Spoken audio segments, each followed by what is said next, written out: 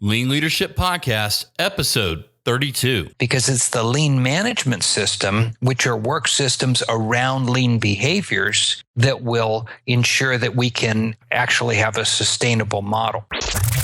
This is the Lean Leadership Podcast. Equip yourself with the tools for success in your team's lean journey by learning from the world's top lean professionals. Listen at the risk of improving with your host, Chris Burnham. Today's sponsor is Audible.com, who has more than 180,000 audiobooks and spoken word audio products. Get a free audiobook of your choice at www.audibletrial.com/Lean Leadership Podcast.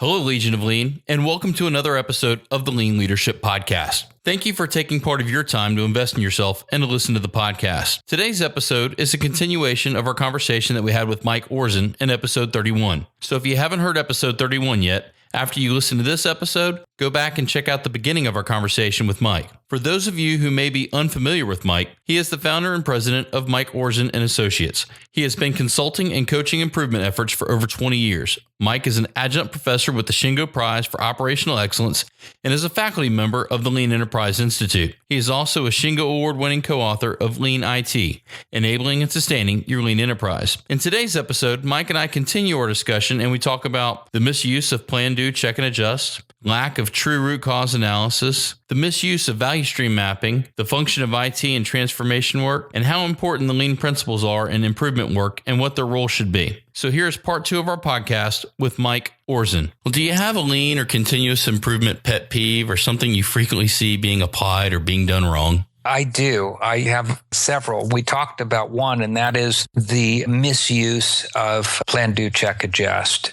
As you described many times, we're not going through the full circle. The term root cause analysis is tossed around as if everybody knows what it is and we're all experts at it. And very, very rarely do I really see a root cause analysis. First of all, how many times have you seen something that has a single cause? It's pretty rare. Secondly, it's very complex, and it can be argued that sometimes we don't always have to identify root cause, or it'd be too expensive to go to the root cause level. So that's part of it. I guess the most common thing I see that is a pet peeve is the misuse of value stream mapping. I see a lot of organizations use value stream mapping at a very, very tactical level, and they pull it out and they initially use it there. It's almost a quasi-process map. And even if they stay at a higher level, at a value stream level, they value stream map the current state. They Kaizen burst around it and they say, where are our pain points? And off of the pain points, they develop their countermeasures. And this, in my opinion, is a misstep. Anyone that has read the textbooks on this or the foundational books on value stream mapping know that it's important to create a future state map. And I see many, many teams say, we don't need that. Let's just move forward. Now let's get to countermeasures.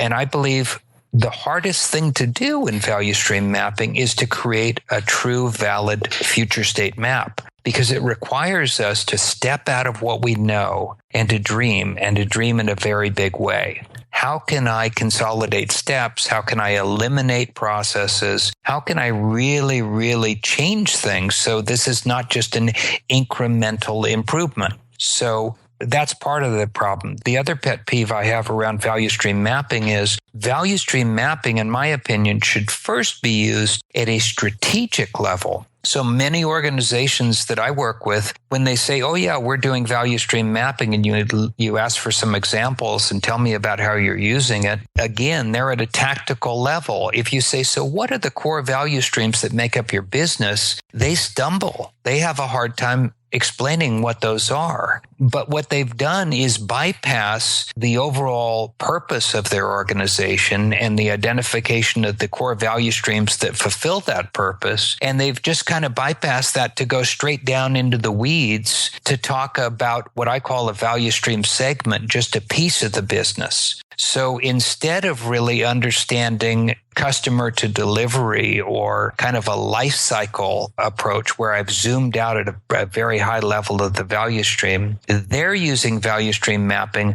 to look at the purchase order requisition process.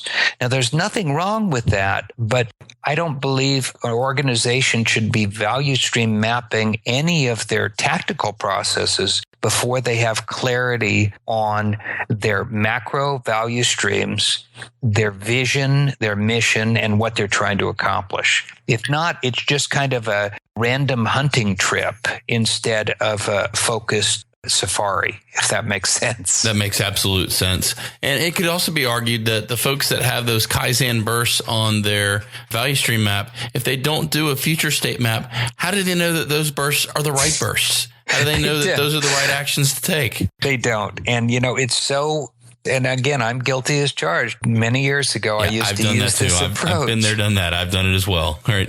And often what we end up doing is we go after the Kaizen bursts or the pain points that we have the most passion around, or we feel that we understand what the fix will be. But that's fool's gold. Again, we're setting ourselves up not to honor the PDCA process because we say, here's our pain point, so let's go ahead and fix it. But we already think we know what the problem is. So we're not going to do a cause and effect analysis. We're not going to run an experiment. We're going to basically toss something out there and hope it works. And whether it does or not, we're not sure. But the energy required to use that kind of random, let's try this, no, didn't work, let's try this, no, didn't work, let's try this, very, very difficult to keep up the energy and the focus as an organization, let alone as a team, using that approach. It's too random and it doesn't work. We're basically just taking pot shots. You're guessing. It's lean guessing. Yeah, it's guessing. And again, this is an example of fake lean. It feels like we're using the tools of lean. We've got a spiffy looking value stream map that we can show everybody with lots of colored Post-it notes. And anybody that looks at it will be impressed and say, boy, you guys have put a lot of thought into this. But at the end of the day, we're just randomly guessing and we're not really learning deeply about what this is all about or what the problem is all about. Well, Mike, what do you consider the most important thing that you've learned in your career journey so far? I would say it's that you have to understand lean as an integrated system if you want to lead effectively. So when I say an integrated system, lean is not one thing, and it certainly isn't a set of tools. In my opinion, lean is a set of principles, work systems, and tools. All three of those are vitally important, but some I would suggest are more important. I would start with the principles. If you're not clear on what the guiding principles of lean are, and that's from your perspective, you need to start there. Why? Because principles, by their definition, are unchanging.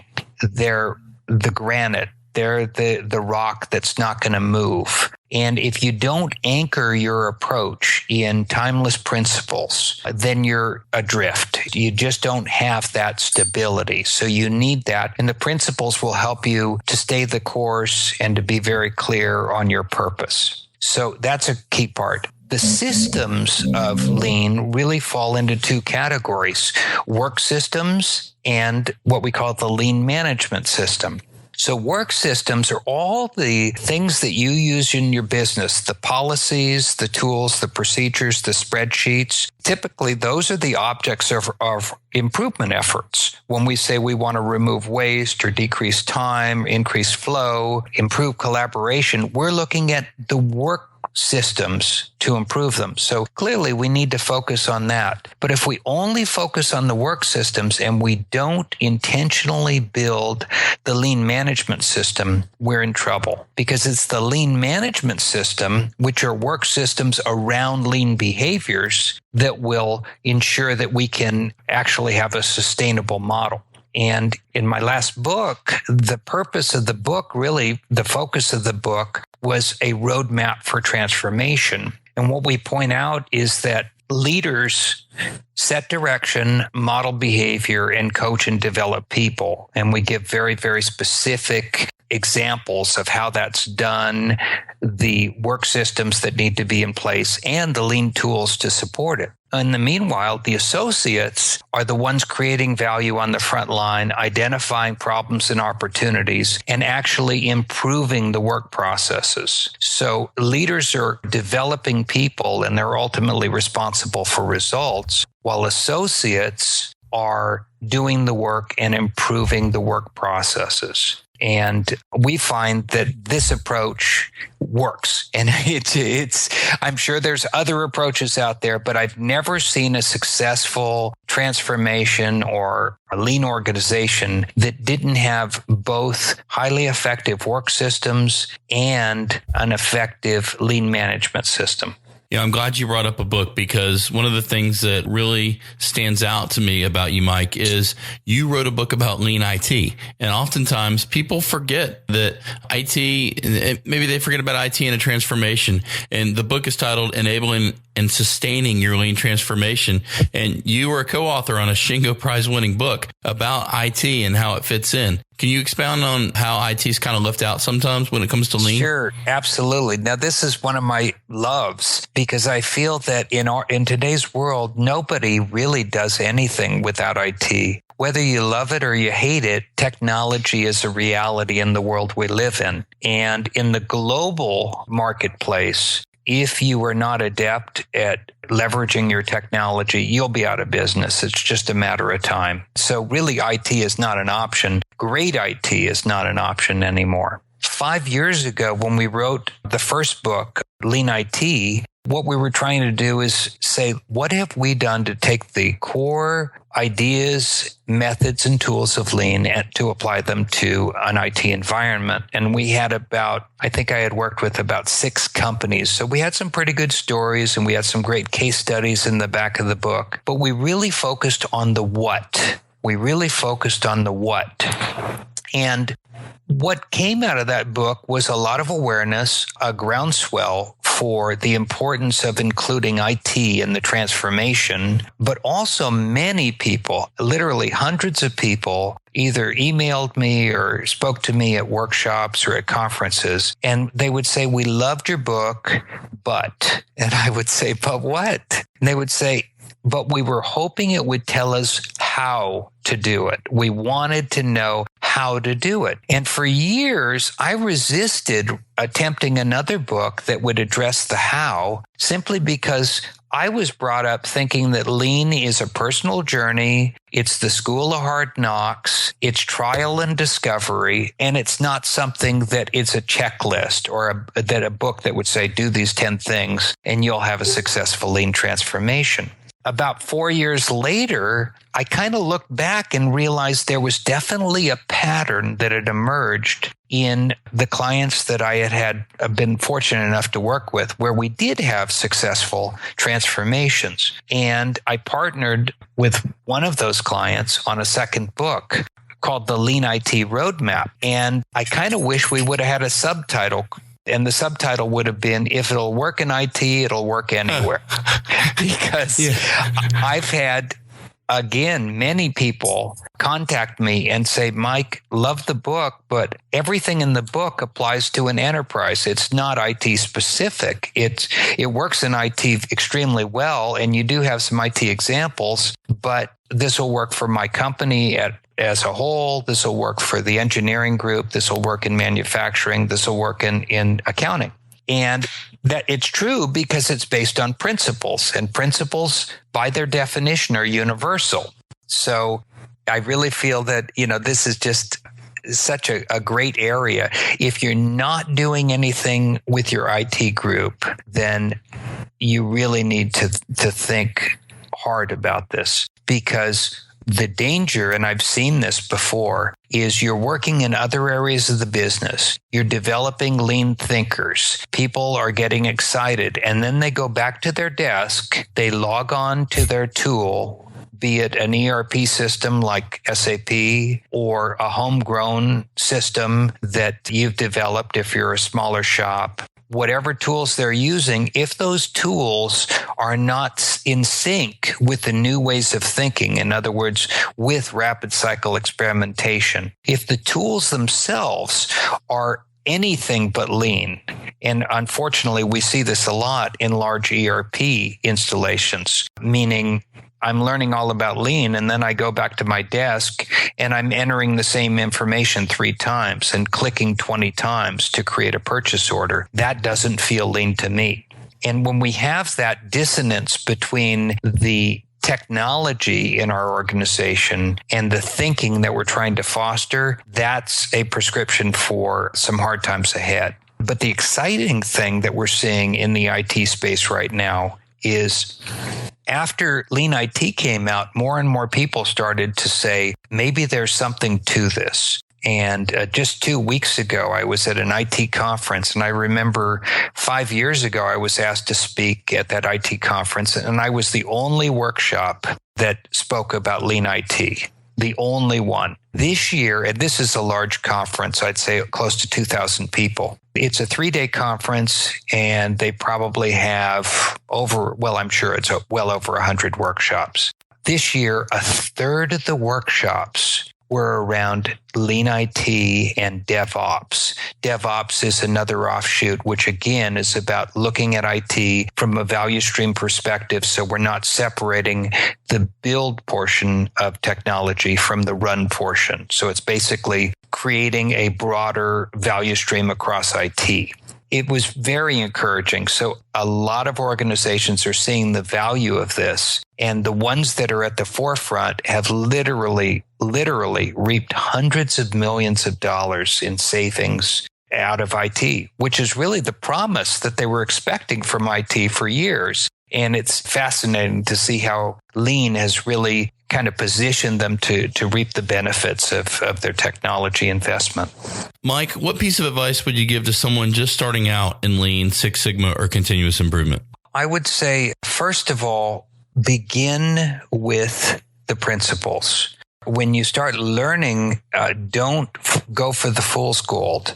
In other words, there's many books, hundreds of books on the tools of Lean. So it's easy to fall in with a book on using an A3 or a book on value stream mapping. Now, those are great books, but I would not start there. So instead, I would say, what can I do to gain more of an understanding of the core principles around Lean before I drive and drop down into the tools of Lean? So that would be my first piece of advice. The second thing is Lean takes perseverance to break. If you want to do this for a living, if you're saying, I'd like to be a Lean coach, I'd like to do this. In my experience, you're looking at about 3 to 4 years to break into this line of work. Why? Because you need to cut your teeth. You need to get some experience. And most people are not looking for a coach that says, well, I don't really have any direct experience, but I'm a good person and I'll work with you. Most people aren't going to say, okay, fine. You're hired. When you start, you're hired. If you're fortunate enough to be working at an organization that is doing Lean and you can get involved in projects, that's a great way to learn. I look back and I was just at the right place at the right time and got a phone call with an opportunity of a lifetime. But that's kind of rare, but it's happened for different people. So you can look for opportunities to be part of a transformation. Now, the difference now between when I started is there's so much information that's available at our fingertips on the internet. And the key there, again, is to ask yourself, is what I'm reading a tools-based discussion or a principle-based discussion? So if it's tools-based discussion, that doesn't mean it's a bad article or that you have to run away, but just be aware that this is just a tool in the toolkit.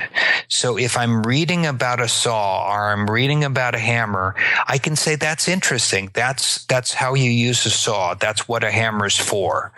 But don't get so invested in that all of a sudden all problems look like I need a saw to fix them. That's the danger of that. So again, it's back to core principles, and of course, I believe that one of the core principles that Lean is all about, it kind of begins and ends in this principle, is creating value for the customer. And what I find in great transformations is the language of leaders and the language of everyone in the organization includes both the internal and the external customer. So whoever's receiving my work, they're part of my conversation. And whoever's paying for our work at the place of delivery, the point of delivery, they're also part of our awareness. So we're always thinking of these two customers in terms of our work, and so everything's done within the context of creating value for the customer. And I think that's super important. That's great advice, Mike. What would you share with the person who's maybe the journeyman professional, someone who's further along in their career? What piece of advice would you give to them?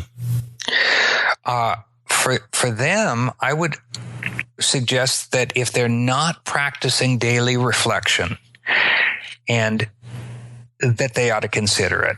And when I say practicing it, I on a daily basis, I do this right before bed, but for years, I travel a lot on planes, so I find that's the best time for me. For years, I worked locally, and I would do this in the car driving to work, but make it a routine. Just find a time that works for you.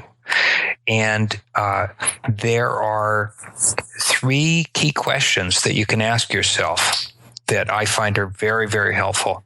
The first question is, what did I do well today? So if you're asking this first thing in the morning, you're obviously going to say, what did I do well yesterday? That's why I like this at the end of the day, because it kind of everything's fresh in your mind. But what did I do well today? The second question is, what could I do better tomorrow? So what we're doing here is looking for an opportunity. This isn't about beating yourself up. You're looking for one thing that you want to improve on. And again, this is all within the context of applying lean thinking to your own personal life and to the work that you're doing and to the way you're connecting with other people. And the third question is perhaps my favorite question. What is the one thing I learned that I want to remember forever? Oh, wow. I like that question. So I've shared those questions with thousands of people, and I get emails. Some people have said they've shared these questions with their children, and their children have really gotten into this. And, you know, I got one client / friend contacted me and said his 14-year-old son has gone through an incredible metamorphosis through reflection. It didn't happen overnight, but using these questions, the son has become much more thoughtful, much more introspective, not quiet, but is starting to look at himself and his impact on his surroundings and the way he's working and what he's doing and how he touches other people. So again, this is really, if you think about it, those 3 questions are very much a nice setup on how to be a more conscious, aware individual. Yeah, I love those questions. And that's definitely something that is actionable on the behalf of the podcast audience. That's something you can go do now. Yeah. Right? Run the experiment, right? Take action today. Yes. Well, do you have a favorite book, author, or mentor that you'd like to recommend to our listeners? I do. And there's many, many good books, but my favorite book, which has taken me a long time to get through, and to be honest with you, I still pick it up and read it, is called Kaizen and the Art of Creative Thinking. And it's by Shigeo Shingo. And it was originally written in 1958, if you can believe that. And you might think 58, I want something fresh and now. But this book is the kind of book that you read 2 or 3 pages and you need to set it down and absorb what you just read. It's not a quick read, but basically it's about what is scientific thinking. But what's so nice about the book is he uses many different examples. It's not all just rooted in a manufacturing environment. And he goes all over the place, but it really stretches your brain in many ways. He's got all kinds of examples and applications of these concepts. So if you're looking for something to kind of push yourself into thinking in new ways and kind of opening up new sections of your brain, this is a great book. Again, it's Kaizen and the Art of Creative Thinking. Mike, the more and more lean leaders that I talk to in the course of this podcast, it's amazing to me how many of them, either in the podcast or during one of our chats on the front end or the back end, they always talk about going back and reading the classics. And what they mean by that is going back and looking at Ono's work and Shigeo Shingo's work. And that just, that is a pattern, much the same way that we were talking about earlier. So it's interesting that you recommend that. Thank you. Sure. You're very welcome. Well, I know that magic wands don't exist, but if they did and you had one and you were working with a facility or a client, what would you typically wave your magic wand and fix first?